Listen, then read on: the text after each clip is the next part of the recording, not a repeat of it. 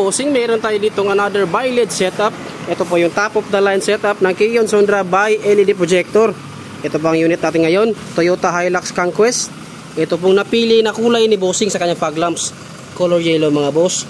Kion Sondra by LED projector po yan mga bossing, no? Projector fog lamps.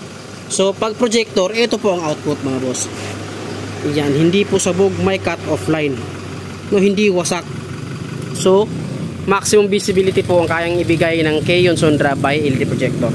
Ito po yung sa kabila mga boss. Yan, so meron po yung high beam feature mga bossing. Pag nag high beam sa headlight, may high beam din nating fog lamps. Yan, 100% plug and play lang po mga boss. Wala po tayong pinutol, walang binago sa wiring, mismo yung bracket para po talaga sa unit. So no voiding of warranty. Now try natin bossing yung high beam feature nito. Yun po mga boss, no, pag nilagay natin sa high beam, yan, low beam headlight, high beam ng headlight, ayan po, may high beam po si fog lamps. Yan, passing, yan po. So pwede po fog lamps lang yung pailawin nyo habang bumabiyahe kayo. Kasi si fog lamps pa lang mga boss, panalo na. Napakalakas niyan mga boss.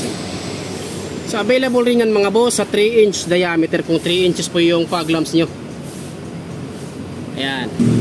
So ayun mga bossing, ang ating Kion Sondra by LED projector. Available yan dito bossing sa Kion Sondra Cagayan de Oro, sa Andres Auto Accessories. Kami lang po yung authorized dealer ng Kion Sondra dito sa Cagayan de Oro mga boss. Yan na ba mga bossing, kita kits. Peace.